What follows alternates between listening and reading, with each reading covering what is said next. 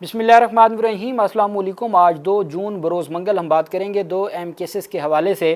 وفاقی آئینی عدالت کا ایک بڑا فیصلہ سامنے آیا ہے۔ اسی طریقے سے سپریم کورٹ آف پاکستان میں ایک اہم کیس کی سماعت تھی اور جو عدالت کی جانب سے آج آبزرویشن دی گئی، اور اعلیٰ عدالت سے حکومتی قانون، وہ بھی بجٹ سے چند روز قبل حکومتی اہم قانون کو غیر آئینی قرار دیا گیا ہے۔ اس کی تفصیل میں آپ کے ساتھ شیئر کروں گا، ساتھ ہم بات کریں گے پاکستان تحریک انصاف کی قیادت پہنچی ہے آج گلگت بلتستان، اور وہیں پہ نواز شریف بھی گلگت بلتستان آج انہوں نے تقریر کی ہے، اور وہی پرانی بات اور وہی پرانی چیزیں نواز شریف کی جانب سے، چونکہ یہ کہا جا رہا تھا کہ وہ صرف عہدیداران سے خطاب کریں گے یا ان سے ملاقات کریں گے، لیکن انہوں نے ایک جلسہ عام سے خطاب کیا، جس کے بارے میں صحافی کہتے ہیں کہ اگر تو فارم 45 کے مطابق بتائیں تو پھر تو چند 100 لوگ تھے، اور اگر فارم 47 کے مطابق بتائیں تو پھر لاکھوں میں بھی آپ کہہ سکتے ہیں۔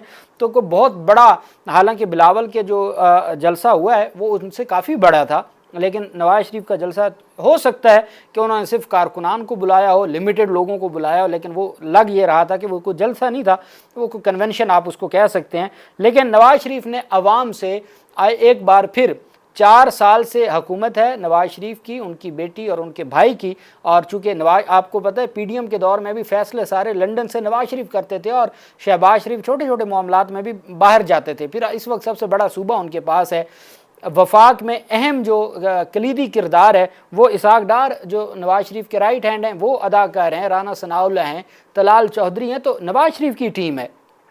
لیکن نواز شریف یہ کہتے ہیں کہ مجھے کیوں نکالا، اور آپ لوگوں نے جب مجھے ملک بدر کیا جا رہا تھا تو آپ نے مجھے اس وقت کیوں نہ ان تمام معاملات کو روکا۔ حالانکہ نواز شریف تو اپنی مرضی سے باہر گئے تھے اور بڑی مینج کر کے گئے تھے۔ نواز شریف نے عوامی اجتماع سے خطاب میں کہا کہ گلگت میں شروع ہونے والی نئے منصوبوں کی میں خود نگرانی کروں گا۔ کہتے ہیں کہ گلگت میں سیاحت کو فروغ دیا جائے، اس سے روزگار کے مواقع پیدا ہوں گے۔ گلگت سی پیک کا مرکز ہے۔ پوچھنا چاہتا ہوں گلگت کو نظر انداز کیوں کیا گیا؟ ٹوٹی سڑکیں دیکھ کر دکھ ہوتا ہے۔ کہتے ہیں جی کہ نئے منصوبوں کی میں خود نگرانی کروں گا، اسٹوڈنٹس کو اسکالرشپ ملے گی، لیپ ٹاپ دیے جائیں گے اور عوام کو بہت فائدہ ہوگا۔ انہوں نے کہا جی کہ یہاں پہ 20 گھنٹے لوڈ شیڈنگ ہوتی ہے جو ہمیں منظور نہیں ہے، کسی اور کو منظور ہو تو ہو، مجھے منظور نہیں ہے، میں جا کر شہباز شریف سے بات کروں گا۔ اگر یہاں ہماری حکومت بنی تو میں ہر دوسرے تیسرے مہینے یہاں آتا جاتا رہوں گا، 2 3 مہینے بعد میں آتا جاتا رہوں گا۔ پنجاب میں حکومت ہے، وہ لاہور میں بھی نہیں جاتے۔ ساتھ انہوں نے کہا کہ نواز شریف نے کہا کیوں مجھے جیلوں میں ڈالا گیا، مجھ جیسے بندے کو دیس نکالا کیوں ہونے دیا؟ لگتا ہے کہ آپ مجھ سے ناراض ہیں، لگتا ہے کہ آپ کو میرے آنے کی خوشی نہیں ہوئی، مجھے آپ نے کئی دفعہ دیس نکالا کیا ہے، مجھ سے گلہ نہ کرو، یہ گلہ میں سننے کو تیار نہیں ہوں، یہ قصور آپ کا بھی ہے۔ عوام کو کہتے ہیں یہ قصور آپ کا بھی ہے کہ مجھ جیسے بندے کو دیس نکالا کیوں ہونے دیا، مجھے جیلوں میں ڈالا گیا، کیوں مجھے دیس چھوڑ کے جانا پڑا۔ یہ بھی سوچنے والی بات ہے، میں اس پر بات نہیں کرنا چاہتا، لیکن یہ بھی حقیقت ہے، ہم تمام اسٹیک ہولڈرز کو بٹھا کر اس مسئلے کو حل کریں گے۔ تو انہوں نے گلے شکوے کیے کہ جی دیکھیں میرے ساتھ زیادتی ہوئی، اور عوام آپ کیوں خاموش تھے؟ جنہوں نے نکالا تھا انہوں نے پھر نظام میں انہوں نے ڈالا ہے نا، اور 4 سال سے وہ نظام میں ہیں، اور جو ان کے مخالفین تھے چن کے ان کو دیواروں میں چن دیا گیا ہے، اس کے باوجود جو ہے وہ ابھی تک بھی ناراض ہیں اور ابھی تک بھی وہ راضی نہیں ہیں۔ ایک بڑا صوبہ ان کی بیٹی کے پاس ہے اور تمام اختیارات ان کے پاس ہیں، اور پھر اسی طریقے سے وفاق پچھلے 4 سال سے ان کے بھائی کے پاس ہے، ایسا بھائی جو بڑا تابعدار ہے اپنے بڑے بھائی کے اور اپنے بڑے بھائی کی مشاورت کے بغیر کچھ نہیں کرتا، پھر بھی گلہ ہے کہ وہ جو 2017 میں جو کچھ ہوا تھا نا وہ بڑی زیادتی تھی۔ تو پھر جنہوں نے جو لاتے ہیں وہ نکالتے ہیں اور پھر وہ لے آتے ہیں، تو یہ ایک تو نظام ہے۔ اب پاکستان تحریک انصاف چونکہ وہاں پہ بڑے تگڑے طریقے سے کیمپین کر رہی ہے، لیکن پاکستان تحریک انصاف کے لیے جگہ نہیں ہے، پاکستان تحریک انصاف کو دیوار کے ساتھ لگایا جا رہا ہے۔ یہی وجہ ہے کہ سلمان اکرم راجہ جو پاکستان تحریک انصاف کے سیکرٹری جنرل ہیں، وہ اپنی ٹیم کے ہمراہ گلگت بلتستان الیکشن کیمپین کے لیے جا رہے تھے۔ خیبر پختونخوا کو کراس کر کے جیسے ہی گلگت میں داخل ہوئے تو چوکی، جو پہلی چوکی، اس پہ روک لیا گیا۔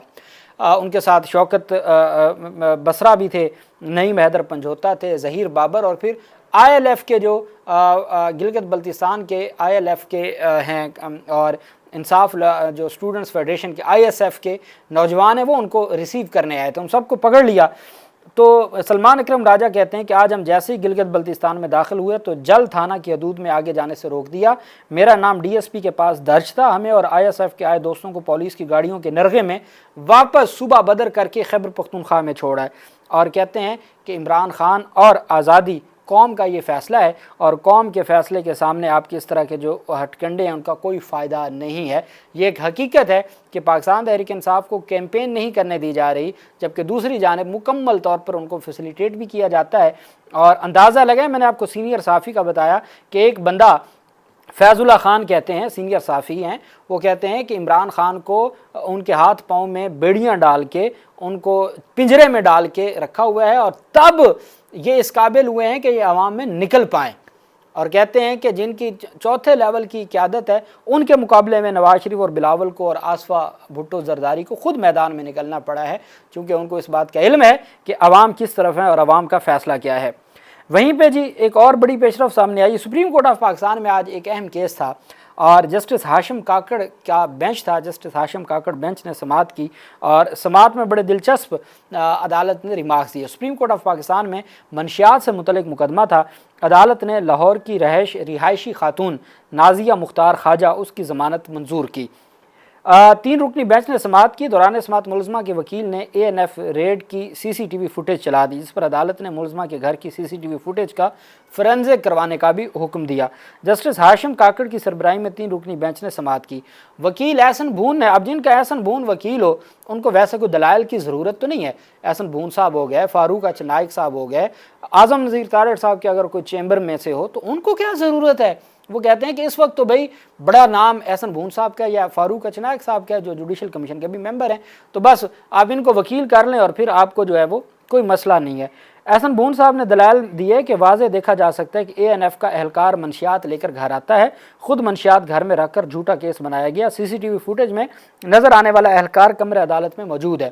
دوران سماعت اے این ایف اہلکار نے فوٹیج میں موجودگی کی تردید کر دی۔ جسٹس اشتیاق ابراہیم نے ریمارک دیا کہ اے این ایف کے اسلحہ بردار اہلکار تشدد کرتے نظر آ رہے ہیں، جس پر وکیل اے این ایف نے کہا کہ یہ فوٹیج کسی اور گھر میں کیے گئے ریڈ کی ہے۔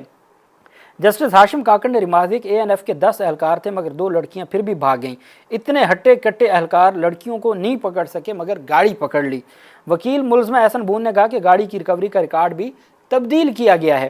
جسٹس اشتیاق ابراہیم نے ریمارک دیا کہ اے این ایف کے بیانات پر لوگوں کو پھانسی پر لٹکاتے اور عمر قید سناتے ہیں، خدا کا خوف کریں، کمرے عدالت میں جھوٹ نہ بولیں۔ جسٹس ہاشم کاکڑ نے ریمارک دیا کہ اے این ایف کیا کہہ رہا ہے، ملزمان تحویل میں ہوتے ہوئے مار دیے جاتے ہیں۔ ایک کیس میں ملزم کی ہتھکڑیوں کے ساتھ تصویر تھی جو اگلے روز مار دیا جاتا ہے۔ یہ جو سی سی ٹی وی کے معاملات ہیں اور یہ ساری چیزیں، تو اس کے اوپر واضح طور پر عدالت نے کہا کہ آج اب کیا ہو رہا ہے اور کس طریقے سے چیزوں کو آگے بڑھایا جا رہا ہے اور کیسے معاملات کو آگے چلایا جاتا ہے۔ انہوں نے کہا خدا کا خوف کریں، ہم نے دیکھا ہے کہ جو آپ کے ملزمان ہیں ان کو ہتھکڑیاں لگی ہوتی ہیں اور اگلے دن وہ پولیس مقابلے میں مارے جاتے ہیں، کیا کہہ رہے ہیں؟ اور اسی اے این ایف کے بیانات کی روشنی میں لوگوں کو سزائے موت اور عمر قید جیسی سزائیں ہوتی ہیں۔ جسٹس ہاشم کاکڑ نے کہا کہ اے این ایف اہلکار سے مکالمہ کرتے ہوئے کہا کہ جوانی ہمیشہ نہیں رہنی، کچھ خیال کیا کریں، یہ نوکریاں ہمیشہ نہیں رہنی آپ کے پاس۔ ہاشم کاکڑ نے اے این ایف اہلکار سے استفسار کیا کہ آپ نے کبھی چرس پی ہے؟ کبھی آپ نے چرس پی ہے؟ یہ جج صاحب پوچھ رہے ہیں اے این ایف اہلکار سے کہ آپ نے کبھی چرس پی ہے؟ اے این ایف اہلکار نے جواب دیا کہ نہیں سر، میں نے کبھی چرس نہیں پی۔ جسٹس ہاشم کاکڑ نے ریمارک دیا کہ چرس نہیں پی اس لیے آپ میں احساس بھی نہیں ہے۔ جسٹس ہاشم کاکڑ کے ریمارکس پر عدالت میں کہے بھی لگے۔ عدالت نے کہا چونکہ آپ نے چرس نہیں پی نا، اس وجہ سے آپ کو احساس بھی نہیں ہے۔ اب دیکھیں نا، انہوں نے احسن بھون صاحب نے ضمانت کے کیس میں کمرے سپریم کورٹ کمرے عدالت میں سی سی ٹی وی فوٹیج چلوا دی، اور وہ چلنے سے وہ نظر آتا ہے کہ کیسے آ کے پہلے، اور یہ منشیات کے مقدمات میں ایسا ظلم ہو رہا ہے اور پھر اس کی ضمانتیں بھی نہیں ہوتی، اور اگر 20% ایکچوئل کیسز ہیں تو 80% جو ہے وہ فراڈ ہے اور بلیک میل کیا جاتا ہے اور اس پر کوئی ان غریبوں کا پرسان حال نہیں ہوتا۔ دوسری طرف جو ہے وہ اگر احسن بھون صاحب جیسے وکیل ہوں تو پھر ریلیف تو ملتا ہے۔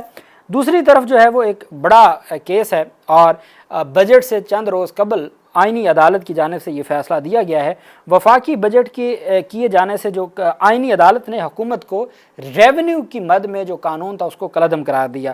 وفاقی آئینی عدالت نے یہ جو پولٹری فارم ہے پورے پنجاب میں، پورے پاکستان میں جو پولٹری فارم ہے، جو مرغیوں کو جو ہے وہ انہوں نے فارم بنائے ہوتے ہیں، پولٹری فارم فیڈ ملز، جو پولٹری فارم فیڈ ملز ہیں جنہوں نے فیڈ مہیا کرنی ہوتی ہے مختلف پولٹری فارمز کو، ان کے اوپر ایک ٹیکس لگایا گیا تھا 4%، جس کی وجہ سے فیڈ مہنگی تھی اور پھر بچت نہیں ہوتی تھی جو پولٹری جو فارم والے ہیں ان کو۔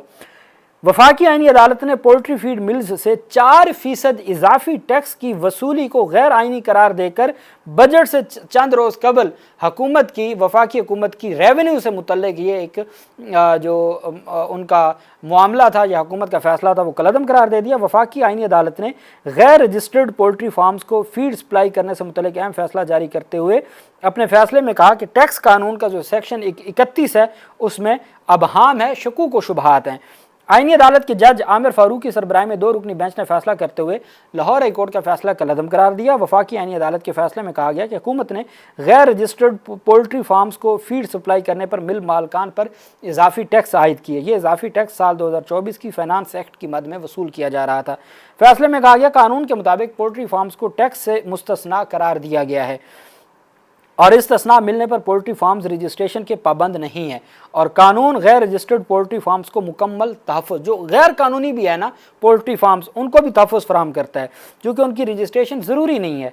आईनी अदालत ने करार दिया कि रजिस्ट्रेशन की कानूनी पाबंदी ना होने पर पोल्ट्री फार्म्स और फीड मिल्स को सज़ा नहीं दी जा सकती। इसलिए लाहौर हाई कोर्ट का पोल्ट्री फीड मिल्स से 4% इजाफी टैक्स वसूल करने को दुरुस्त करार देने का फैसला कलअदम करार दिया जाता है। हुकूमती जो सेक्शन 31 है टैक्स कानून का और फैसले हैं हुकूमती, उनको भी कलअदम करार दिया जाता है। लाहौर हाई कोर्ट ने पोल्ट्री फीड मिल्स से 4% इजाफी टैक्स की वसूली को दुरुस्त करार दिया था और पोल्ट्री फीड मिल्स मालकान ने इस फैसले के खिलाफ आईनी अदालत से रुजू किया था। अब इस पर यह बड़ा फैसला सामने आया है। अदालत ने जो 4% टैक्स लगाया गया था, वफाकी आईनी अदालत ने वो 4% इजाफी टैक्स को कलअदम करार दे दिया। लाहौर हाई कोर्ट ने जो हुकूमती अक़दाम को दुरुस्त करार दिया था उस फैसले को भी कलअदम करार दे दिया। वफाकी आईनी अदालत आमिर फारूक बेंच ने। अल्लाह पाक पाकिस्तान का हामी नासिर हो। बहुत शुक्रिया। अल्लाह हाफिज़। पाकिस्तान जिंदाबाद।